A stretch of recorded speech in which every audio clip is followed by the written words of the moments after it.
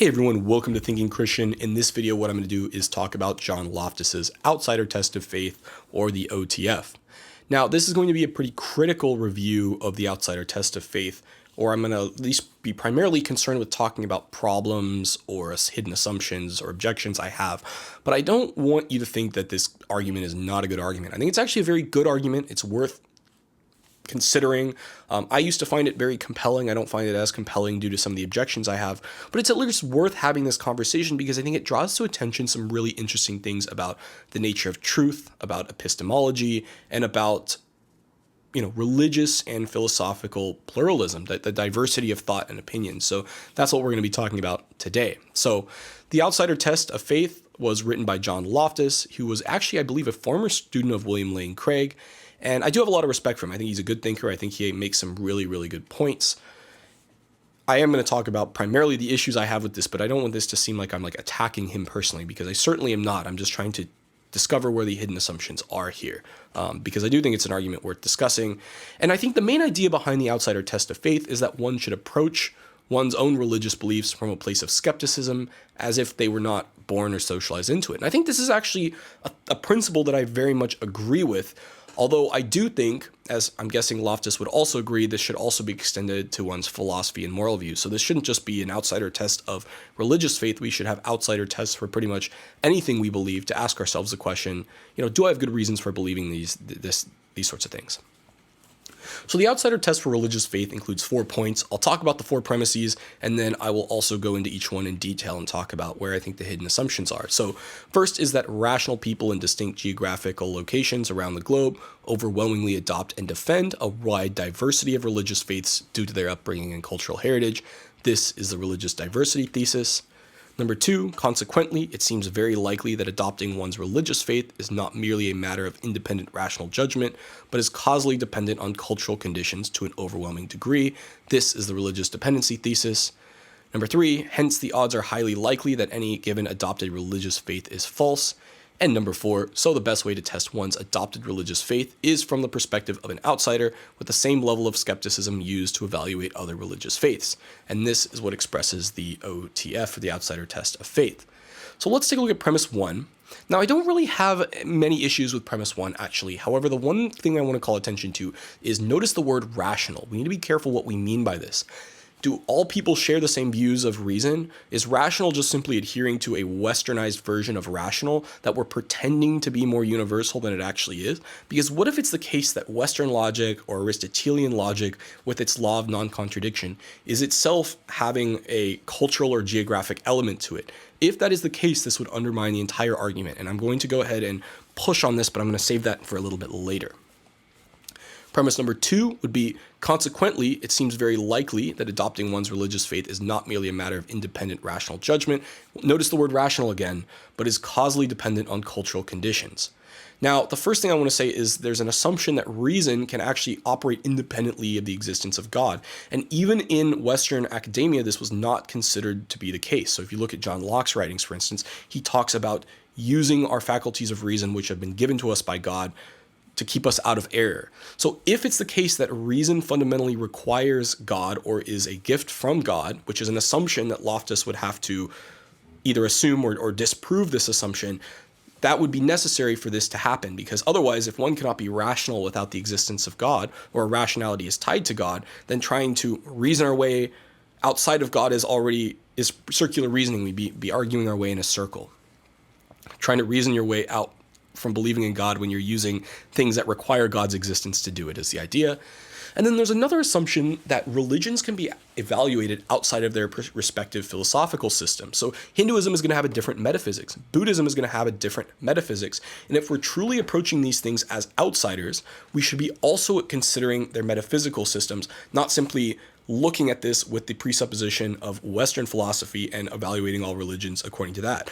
As I'm going to argue, doing this by presupposing Western logic and philosophy is going to bias us in favor of Christianity, because Christianity has been intimately linked with Western philosophy for over 1,000 years.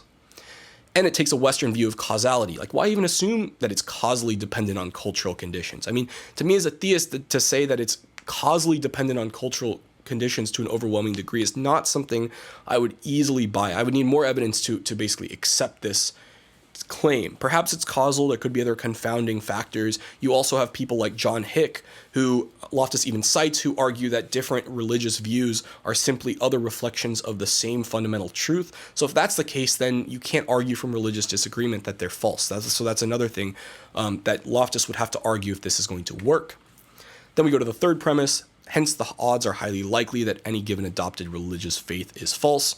First assumption here is that a Western view of probability is true, which I should mention was mostly developed by Christians like Reverend Bayes and others. You can see John Ehrman, who's not a Christian, talk about that in his book, Hume's Abject Failure. The next assumption is that a Western or Christian influenced philosophical system that does not allow contradictions is true in itself is not culturally constructed or debunked by the same argument, which would of course lead us into circularity. I've talked about that before, but that's present here as well. And then the last thing is I just don't think it necessarily follows. What I think the assumption here is that all religions have equal epistemic weight, which it would be something that I would personally push back against. But the idea here is just because you would be able to pick one person and they would have false beliefs about something doesn't mean that some views are more true than others or more accurate than others, or that we shouldn't be, that all of them are therefore false. Because otherwise, the same argument could be used against the scientific method. One could say, look, most scientific theories have been shown to be wrong or are in conflict with one another.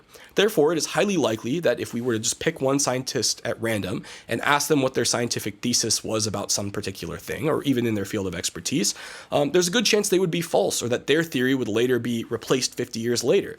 But we wouldn't go there, at least I don't think John Loftus would argue that therefore we would then argue that scientific results do not produce truth or cannot produce truth, namely that it's just kind of a process of people coming to this realization and doing better and better. So that's one thing I want to mention as well.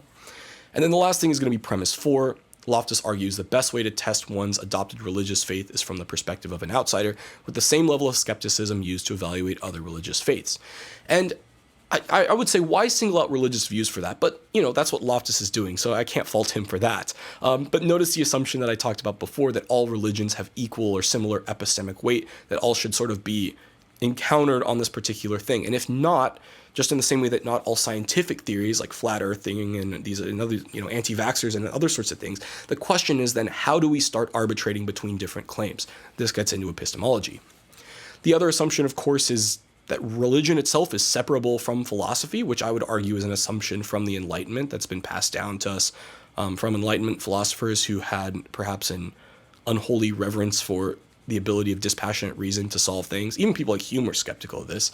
And then just general skepticism or generally the assumption that skepticism and dispassionate reason itself is somehow the best way to evaluate the truth of competing claims. Now, I'm not necessarily disagreeing with this, but I am arguing that this is in and of itself, if this has any element of social construction to it or any geographic distribution, then this itself is not really considering being an outsider to different religious faiths. The other thing I would argue here, right? Consider this in terms of evolution. If most of the world didn't accept evolution, or if evolution was sort of geographically distributed, would that give us a good reason to reject evolution or scientific truth, according to Loftus? What is it that makes some things that are geographically distributed more reliable than others? And we'll talk about this later. And Loftus does give a response, so we'll talk about that. A few more hidden assumptions I wanted to talk about. Loftus says the amount of skepticism that is warranted depends on what he calls the number of rational people who disagree, whether those people who disagree are separated into distinct geographical locations, the nature of those beliefs, how they originated, how they were personally adopted in the first place, and the kinds of evidence that can possibly be used to decide between them. His claim is that when it comes to religious beliefs, a high degree of skepticism is warranted because of these factors. Now, I agree and disagree with Loftus here. The first thing is I really disagree with the idea that consensus is an epistemology, and therefore the number of rational people is somehow a good guide for deciding what is true. I think it's a heuristic. You can see my video on consensus and epistemology. I do think if it is the case that certain people got their beliefs on shaky grounds, or we can have some sort of undercutting defeater for how they got their beliefs, this will shake our trust in their beliefs. I think that's a very reasonable thing for us to say and agree on. However, just because people's beliefs are separated into geographical locations doesn't necessarily mean that they're false either. Now, I don't think Loftus is necessarily appealing to the genetic fallacy, but I could see how somebody could interpret it that way. So I just think we need to be more precise here. I would argue, another objection is that Loftus's views are shaped by Christian metaphysics and the many Christian philosophers who have developed the idea of warrant that he's using itself. So in other words, even in Loftus's own thinking, we're seeing a bias towards Christianity culturally, logically, and historically. I'm going to kind of take a moment here to explain what I see as a sort of logical positivism in Loftus's thought. And if this logical positivism is culturally or geographically constructed, which I'm going to argue it is, then this would seem to undermine some of the subsequent claims that he's going to make that we're going to look at it. So he says rational people don't bet against gravity because there's evidence for it that was learned apart from what someone was taught to believe in a geographically distinct location. The first thing I would argue is geographical uniformity is not what determines truth. We don't determine truth by saying, okay, this thing is more true because it's more geographically uniform in terms of beliefs. No, things are just true because either, I would like to argue, because of reason or evidence. Now, gravity is an interesting example because, yes, I think it's the case that most people in most cultures are going to agree that gravity is a true thing, but I would argue that one can't understand gravity in the same way without understanding Newton's laws of gravity, which is geographically influenced by the nature of transmission of information. So if you live in a more English-speaking culture or closer to England, you're probably more likely to understand Newton's laws of gravity. Or if you're in a place that was, colonized by the English, then you're more likely to understand Newton's laws of gravity. So what do we mean when we say betting against gravity? Do we mean betting against the idea that something's going to fall, or the idea that the world behaves according to law-like forces rather than the whims of some different deities? So these are different things that once again need to be defended. Now, Loftus's positivism comes into play when he says, look, she can't personally test it, and he's claiming religious beliefs are in a different category than the results of repeatable scientific experiments. And I agree, right? Religious types of beliefs are in a different category than repeatable scientific experiments, but so are moral beliefs, so are lots of other beliefs. And so is the belief that all truth should be found with repeatable scientific experiments. That can't be argued as a repeatable scientific experiment, or it would be arguing in a circle. Now, Loftus's positivism comes really into play here when he says that religious beliefs, like the elves of Iceland, the trolls of Norway, and the power of witches in Africa, must be subjected to the highest levels of skepticism, given both the extraordinary nature of these claims and how some of these beliefs are adopted in the first place. Now, the thing that I would say here is that Loftus isn't actually approaching any of these views as an outsider. He's circularly presupposing naturalism, and therefore, basically, this underlying philosophical views that give rise to these beliefs, like that give rise to the existence of the elves of Iceland, are going to seem ridiculous if you've already presupposed naturalism. But if you've presupposed naturalism, then you're not really being I guess you are being an outsider in terms of how you're testing your faith, but you're not being an outsider to your naturalism itself, which is what's probably giving rise to your own skepticism. And because there is a geographical and cultural and even racial element to whether or not people accept naturalism, shouldn't that give us, according to Loftus's own argument, reasons for skepticism about naturalism itself? And of course, like I said before, why assume repeatable scientific experiments are the only or best way to come to truth? This is not something that's falsifiable. This is not a repeatable scientific type of claim. This is a metaphysical claim that's based on Western logic and influenced by Christian culture. The other thing I'd say, should we be skeptical of things like naturalistic theories about abiogenesis, for instance, because they're extraordinary in nature, extraordinary in the sense that they are highly improbable given the evidence that we have? And if not, then it seems like there's something else that we're using to determine between different claims that's beyond just their probability. So we need to be careful we're not special pleading about what counts as extraordinary versus ordinary by presupposing a certain metaphysics. Now I want to introduce the outsider test of philosophy, which is going to be an interesting parallel. I'm not doing this to try to debunk Loftus, but I think it forms an interesting parallel. So I'll rewrite the four premises in terms of philosophy, but this is the first one, just kind of introducing to it. Loftus says there are a whole range of issues that admit diversity in the moral and political areas as well, based to an overwhelming degree on accidents of birth. But if metaphysics and philosophy are included in this category, then we should also expect this to be the case about metaphysics and philosophy. And if naturalism is true, then it seems like everything would be an accident of birth because there's no real place for our minds to actually reason our way to things. Our minds do not have causal power because the universe is causally closed under naturalism. So if naturalism is true, we basically don't have any choice over even accepting naturalism, which of course would then defeat the rationality of naturalism because rationality itself would be an illusion. Loftus argues that he's on the outside, and being on the outside, things seem bizarre and this is a better way to view things.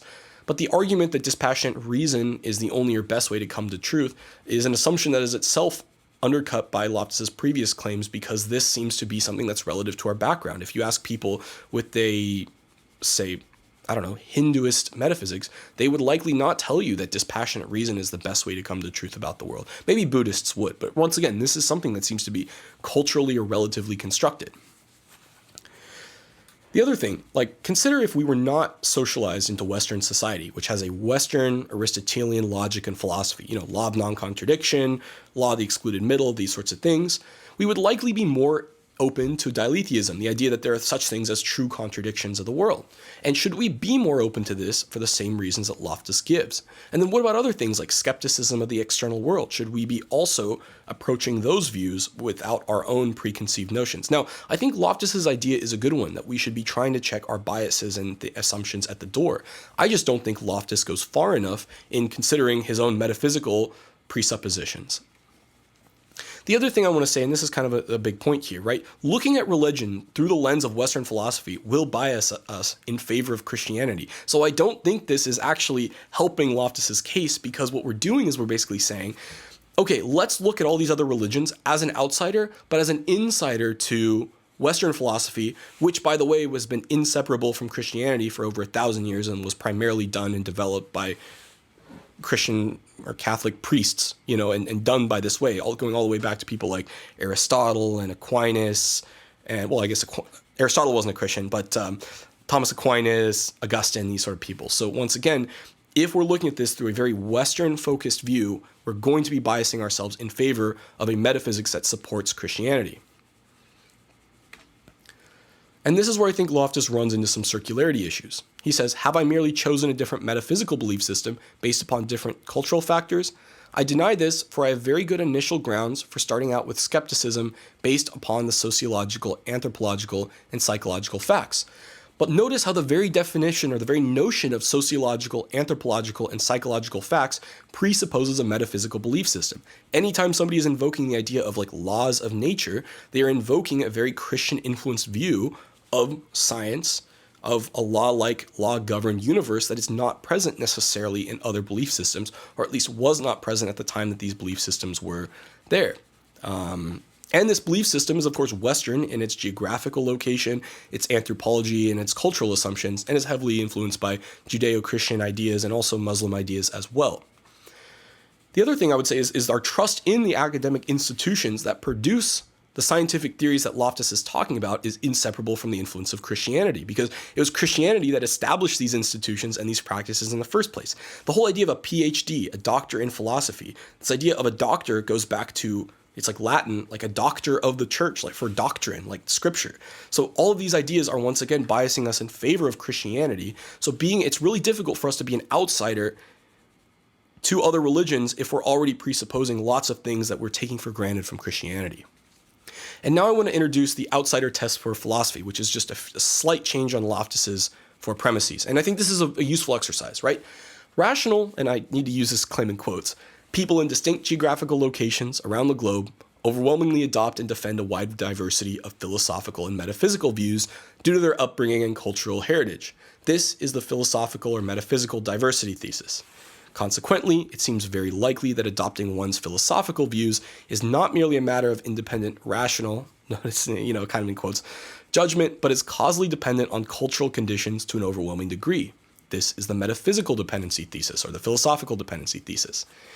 Hence, the odds are highly likely that any given adopted philosophical or metaphysical commitment is false, and the best way to test one's adopted philosophical views is from the perspective of an outsider with the same level of skepticism used to evaluate other philosophical views. This expresses the outsider test for philosophy, or OTP. Now, you can't argue this without arguing in a circle, without presupposing things about rationality, without presupposing things about, skepticism and dispassionate reason. But what I want to look at is number 3. The odds are highly likely that any given adopted ontological or philosophical commitment is false. Notice how this is already biasing us in favor of Western philosophy due to the Western idea of probability, using the word odds, and it once again is circular in its preference for Western philosophy. So even constructing this is going to have hidden assumptions under the surface. And what this would do is either lead us to relativism, which would basically be saying nothing is true because all of these people have different views, or we have no good reasons to believe anything. My point of doing this is to call attention to the fact that it is not simply the fact that there are people that disagree or that this disagreement is due to geographic location that tells us we should necessarily reject our views. And I don't know if that's necessarily what Loftus is saying, but I do think it gives us reasons to be skeptical. Like, would I believe these things if I was somewhere else? Yes or no? Or is it primarily arguments that have led me to come to believe this? And what are those particular arguments? The main question here, and the main question that Loftus's argument is asking us to ask, and that is worth asking, is that does the existence of competing truth claims undermine our reasons in believing what we think is true? And how do we know? So let me end with where I actually agree with Loftus, because I think this does have a really important principle here. When Loftus argues that he's arguing believers should be skeptical of their culturally adopted religious faith because of how they first adopted them, I would very much agree with this. And I would very much agree, because Loftus and I agree, that dispassionate reason is a good way for evaluating our beliefs and seeing what is true. It may not be the best or the only way, but it is a good way. It is a generally reliable way for doing this. And I would say, I think for Christians, you can actually make this case. You can say, considering things like the conversion of Paul and considering things like arguments for the resurrection of Jesus, you can actually argue that the faith of early Christians and many converts are rational, even outside of my particular arguments here.